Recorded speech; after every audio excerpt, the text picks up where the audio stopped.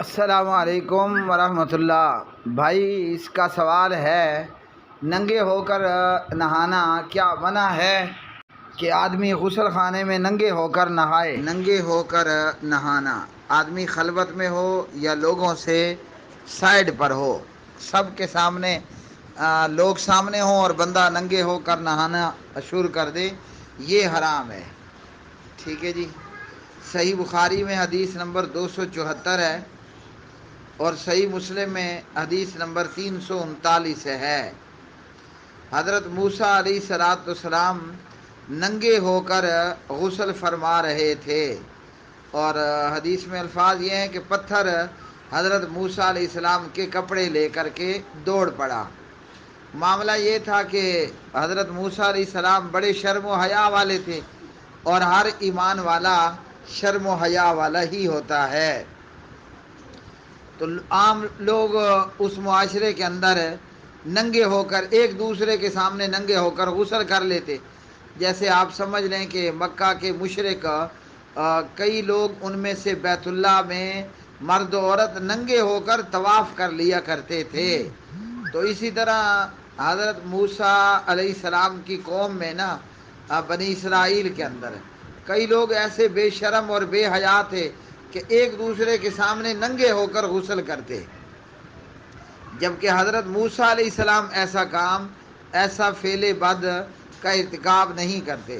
ہمارے پیارے نبی صلی اللہ علیہ وسلم نے فرمایا ہے، الحیاء من الایمان، ایک تو یہ کہ حیا ایمان کا حصہ ہے، پھر فرمایا کہ حیا کی بلکہ ایمان کی 60 سے اوپر کچھ شاخیں ہیں، اور ان میں سے یہ ہے کہ حیا بھی ایمان کا حصہ ہے۔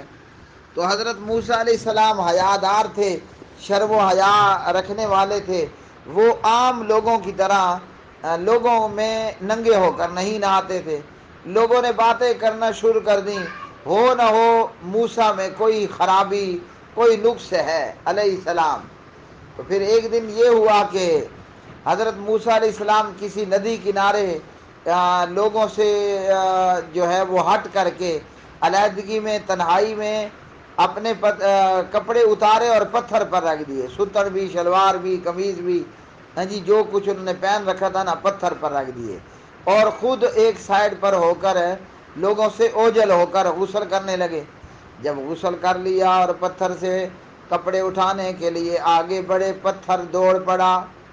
اب پتھر آگے آگے، حضرت موسیٰ پیچھے پیچھے، پتھر آگے آگے، حضرت موسیٰ پیچھے پیچھے۔ پتھر آپ کو بھرے مجمع میں لوگوں میں لے کر کے آ گیا۔ لوگوں نے دیکھ لیا کہ حضرت موسیٰ میں کوئی نقص نہیں ہے۔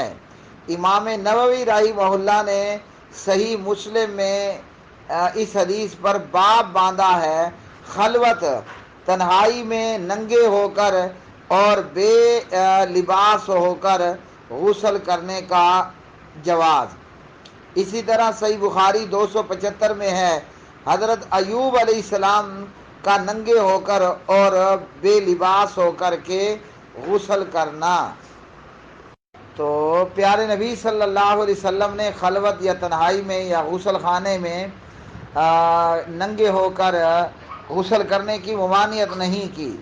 بعض علماء کی یہ رائے ہے شرح مسلم للنووی میں کہ خلوت میں، تنہائی میں غسل کرتے وقت چادر یا دھوتی وغیرہ باندھ لینا افضل ہے ننگے ہو کر غسل کرنے سے۔